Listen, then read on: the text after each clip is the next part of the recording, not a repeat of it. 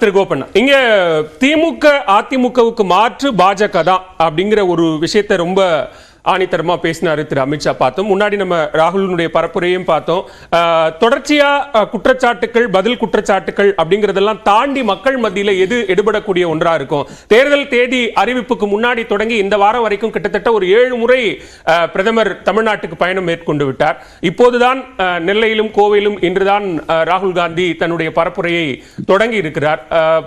எது அது நம்பிக்கையா, அதீத நம்பிக்கையா இங்க இவ்வளவு நாள் வராம இருந்தது?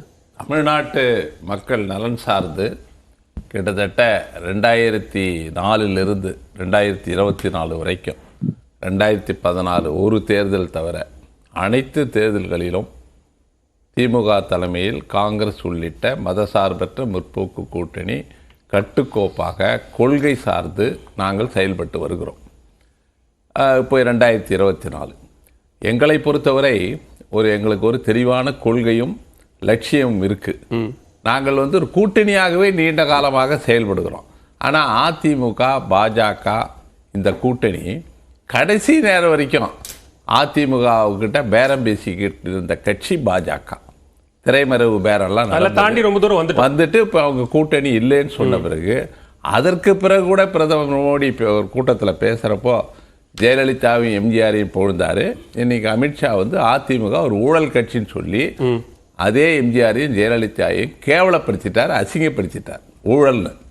ஊழல்லாம் அது ஜெயலலிதா எம்ஜிஆர்லாம் அதுதான். அதிமுகவே ஒரு ஊழல் கட்சின்னா அப்புறம் ஜெயலலிதாவும் எம்ஜிஆரும் ஒரு ஊழல் பேர் வழி தான். அப்படித்தான் அமித்ஷா சொல்றார். ஆக இன்னைக்கு அந்த அளவுக்கு போயிட்டாங்க. ஆக எங்களை பொறுத்தவரை இந்த காம்பினேஷன் தமிழ்நாட்டில் ஒரு காம்பினேஷன் இருக்கு. என்ன காம்பினேஷன்னா திராவிட முன்னேற்ற கழகம், காங்கிரஸ், ராகுல் காந்தி, மு.க. ஸ்டாலின். இந்த காம்பினேஷன் 2021 தேர்தலில் நாங்கள் மிகப்பெரிய வெற்றி பெற்றோம். 2019 வெற்றி பெற்றோம். 38 இடங்களில் வெற்றி பெற்றிருக்கோம்.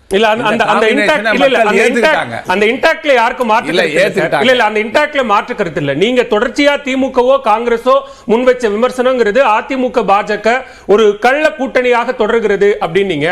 ஏன் இன்னும் பாஜக விமர்சிக்காம இருக்கு, அதிமுக விமர்சிக்காம இருக்குன்னீங்க. இப்ப ரெண்டு தரப்பும் விமர்சிச்சா அவங்க கேவலப்படுத்துறாங்க, அசிங்கப்படுத்துறாங்க. இன்னைக்கு அமித்ஷா விமர்சித்திருக்கிறார். இனிமே எடப்பாடி எதிர் வினையாற்ற வேண்டிய பொறுப்பு அவருக்கு. திமுகவுக்கு சொல்லுங்க சார், அது பண்ணுவார். திமுக ஊழல் கட்சி தான் சொன்னார். அதை பத்தி தான் நான் சொல்றேன். இன்னைக்கு ஊழலை பற்றி பேசுவதற்கு இந்தியாவிலேயே ஒரு கட்சிக்கு தகுதி இல்லைன்னா அது பாஜக. சட்டப்பூர்வமாக பணத்தை நன்கொடையாக பெற்று மெகா ஊழல் நடத்தின கட்சி, உச்ச நீதிமன்றத்தாலே தோலுரிக்கப்பட்ட கட்சி இன்னைக்கு பாஜக. அவர்கள் 8000 கோடி சட்டப்பூர்வமாகவே இந்த ஊழலை செய்திருக்கிறார்கள். இன்னைக்கு அதுக்கு எதுக்கு எப்படி கொடுத்தாங்கன்னு மிக அழகாக தலைவர் ராகுல் காந்தி சொன்னார். இல்ல, அதுக்கு நான் தொடக்கத்துல கேட்டேன். பிரதமர் மோடி இதுவரைக்கும் இந்த வாரம் வரைக்கும் 7 முறை தமிழ்நாட்டுக்கு வந்துட்டாரு. ரோட் ஷோ, பொதுக்கூட்டங்கள், பரப்புரை, வேட்பாளர் அறிமுகம்னு நிறைய நடத்திட்டாரு. ஆனா ஒரு அதீத நம்பிக்கையின் காரணமாக ராகுல் காந்தி இன்றைக்குத்தான் தமிழ்நாட்டுக்கு வருகிறார். ஒரு டேக்கன் ஃபார் கிராண்டட், நமக்கு வெற்றி உறுதி அப்படிங்கிற ஒரு மனநிலையில இருந்துட்டீங்களா அப்படின்னு கேட்கிறேன். அந்த மாதிரி மனநிலை இல்ல.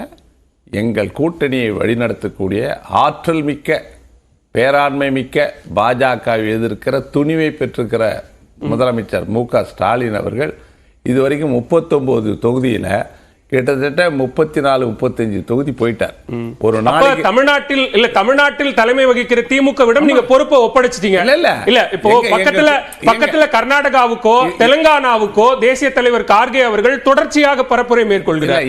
ஆனா இங்க கூட்டணி பேச்சுவார்த்தை தொடங்கி தேர்தல் பரப்புரை வரைக்கும் எதுக்குமே தமிழ்நாட்டுக்கு வரல அப்படிங்கிறது கேள்வி இல்லையா?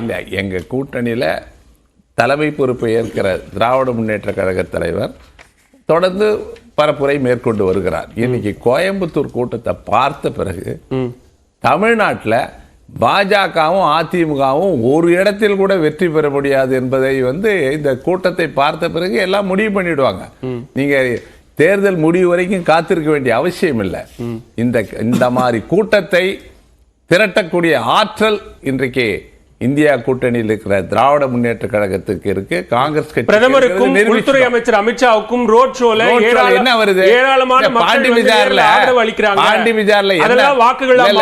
பாண்டி விஜார்ல பிரதமர் மோடிக்கு என்ன கூட்டம் வந்ததுன்னு எங்களுக்கு தெரியும். ஜன நெரிசல் அதிகம் உள்ள மிகப்பெரிய வணிக அந்த பஜார்ல அந்த ரோட் ஷோவை நடத்துனீங்களே, மக்கள் உங்களை புறக்கணிச்சாங்களே. மக்கள் புறக்கணிச்சாங்க. தொலைக்காட்சியிலே சொன்னாங்க பெருத்த ஏமாற்றம் பாஜகவுக்குன்னு தொலைக்காட்சி வர்ணனையாளர்கள்லாம் சொன்னாங்க. நான் நிறைய பேசினேன். ஆக இந்த தேர்தல் எங்களை பொறுத்த வரைக்கும் நாங்கள் தொடர்ந்து இந்த கூட்டணி இருக்கிற காரணத்தினாலே ஒரு கொள்கை சார்ந்த கூட்டணி, நான் சந்தர்ப்பவாத கூட்டணி அல்ல.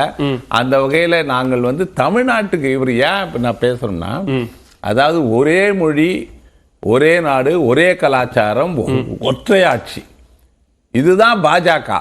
இப்படி பேசிட்டு தமிழ்நாட்டில் எனக்கு இட்லி பிடிக்கும், தோசை பிடிக்கும் சொல்றது, தமிழ் மொழி பிடிக்கின்றது, பாரதியார் திருக்குறளை பற்றி பேசுவதெல்லாம் தமிழ்நாட்டு மக்களிடம் எடுபடாது. சரி, முதற்கட்ட பார்வையிட்டு திரு ராம்கி, இங்க திமுக, அதிமுக உள்ளிட்ட திராவிட கட்சிகள் மேடை பரப்புரை அப்படிங்கிற அந்த அதை எக்ஸ்பிளைன் பண்ணாரு சஃபி சுலைமான். அப்படி ஒரு ஸ்டேட் ஷோ அப்படிங்கிற ஒரு பரப்புரை உத்தியை கையாளுகிற போது வட இந்தியாவில் கை கொடுத்த அந்த ரோட் ஷோ அப்படிங்கிற ஒரு உத்தியை தமிழ்நாட்டில் கொண்டு தொடர்ச்சியாக பாஜக செய்து கொண்டிருக்கிறது.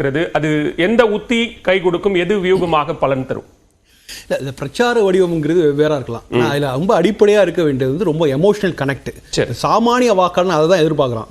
அந்த எமோஷனல் கனெக்ட் ஆகணும் அவனுக்கு. இப்போ இன்னைக்கு ராகுல் காந்தி அவர் பேசும்போது சொன்னாரு, நான் யாரையும் அண்ணன் கூப்பிட்டதில்லை, மு.க. ஸ்டாலின் அவர்களை மட்டும்தான் நான் அண்ணனாக கூப்பிடுறேன்னு சொன்னாரு. ஸோ இந்த வேல்யூ ஒரு வாக்காளன் பார்ப்பான். அதாவது இந்த ஒரு சமீபத்தில் ஒரு அதுதானே பிரதமர் நரேந்திர மோடி இப்போ முந்தனேத்து பேசும்போது அம்மா ஜெயலலிதா அப்படின்னு குறிப்பிட்டார்ல, அது எமோஷனல் இல்ல. இது மேடையில் இருக்கும்போது அதுக்கான ரெஸ்பான்ஸ் நம்ம முதல்வர் புன்னகைக்கிறதும் அது அங்க பார்வையாளனுடைய அது ரொம்ப ரீச் ஆகும். அது ரெண்டாவது, முன்னாடி ராகுல் காந்தி ஒரு பேட்டியில் சொல்லும் போது மு.க. ஸ்டாலினுக்கு இவ்வளோ வயதாகி விட்டதா அப்படின்னு அன்னையார் சோனியா காந்தி சொன்னாங்க அப்படிங்கிறது அது சொன்னார். அதாவது இந்த பர்சனல் பாண்டிங் இருக்கு பார்த்தீங்களா, இது ரொம்ப ரொம்ப அடிப்படையான விஷயம். ஒரு கூட்டணியை கட்டமைப்பதுங்கிறது ஒரு கால்குலேஷன் கிடையாது. இது ஒரு தலைவர்களுக்கு நடுவில் ஒரு பெரிய பாண்டிங் இருக்கணும். இப்போ 3 ஆண்டுகளுக்கு முன்னாடி ஒரு சட்டமன்ற தேர்தல் பிரச்சாரத்தில் இதே ஈரோடு பகுதிக்கு ராகுல் காந்தி வரார். அவர் நெசவாளர்கள் மத்தியில் பேசுகிறார். ரொம்ப எளிமையான உடல்மொழி. அவங்க பேசுறது அவருக்கு புரியல. ஒரு டிரான்ஸ்லேஷன் பக்கத்தில் இருந்து பண்ணுறாங்க. பட் இருந்தாலும் அவர் சரியாக புரியலனாலும் அவர்களுக்கு ஆறுதல் சொல்லி அவர்களுக்கு ஊக்குவிக்கிற மாதிரி பேசுகிறார். அவர் நாங்கள் ஆட்சிக்கு அதெல்லாம் சரிப்படுத்துறோங்கிற மாதிரி ஒரு நம்பிக்கை விதைக்கிறார். இது சட்டமன்ற தேர்தலில் இவர் இப்படிப்பட்ட நம்பிக்கை கொடுக்கும்போது நாடாளுமன்ற தேர்தலில் இதை விட அதிகமாக செய்வார் என்கிற ஒரு பெரிய நம்பிக்கை, எதிர்பார்ப்பு இருந்தது. இன்றைக்கு அவர் மேடையில் ஏறி பேசும்போது அவர் எதுவுமே புதுசாக எதுவும் பேசவே இல்லை. அவர் சொன்னது சென்ற வாரம் என்ன பேசினாரோ அதை தான் இன்னைக்கு பேசினார். சென்ற மாதம் என்ன பேசினாரோ அதை தான் பேசினார். போன வருஷம் என்ன பேசினாரோ அதான் பேசினார். போன வருஷம் அதானி பற்றி பேசினார். அதே தான் இன்னைக்கு ரிப்பீட் பண்ணுறாரு. ஒரு புது, அதாவது இது மட்டும் இல்லை, நான் உங்களுக்கு தேர்தல் அறிக்கையே சொல்கிறேன் பாருங்களேன்.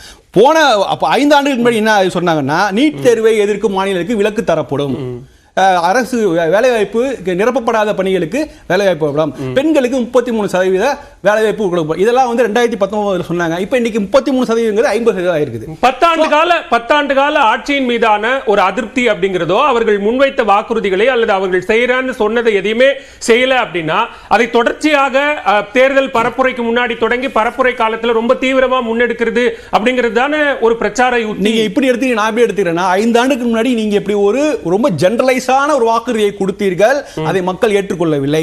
இன்னைக்கு அதை நீங்க இன்னும் கொஞ்சம் ஹோம்வொர்க் பண்ணிருக்கணும், ரொம்ப ஸ்பெசிபிக்கா சொல்லிருக்கணும். 16 லட்சம் கோடி பணக்காரர்களுக்கு தள்ளுபடி செய்தார், கடன்களை தள்ளுபடி செய்தார் அப்படின்னு பாஜக அரசை குற்றம் சாட்டுவார். நாங்கள் ஆட்சிக்கு வந்தால் விவசாய கடன் தள்ளுபடி செய்வோம் அப்படின்னா நீங்க எவ்வளவு தள்ளுபடி செய்வீர்கள், அதனால என்ன பாதிப்பு, அது எங்கிருந்து உங்களுக்கு நிதி வரும் அப்படிங்கிறது இன்னும் ஸ்பெசிபிக்கா சொல்லணும். ஏன்னா நீங்க 5 ஆண்டுகளாக தொடர்ந்து இதே தான் சொல்லிட்டு இருக்கீங்க. சொல்லிட்டு இருக்கும்போது கொஞ்சம் இம்ப்ரூவ்மெண்ட் வேணும். ரொம்ப அந்த டார்கெட்ல ரொம்ப ஸ்பெசிபிக்கா சொல்லணும்.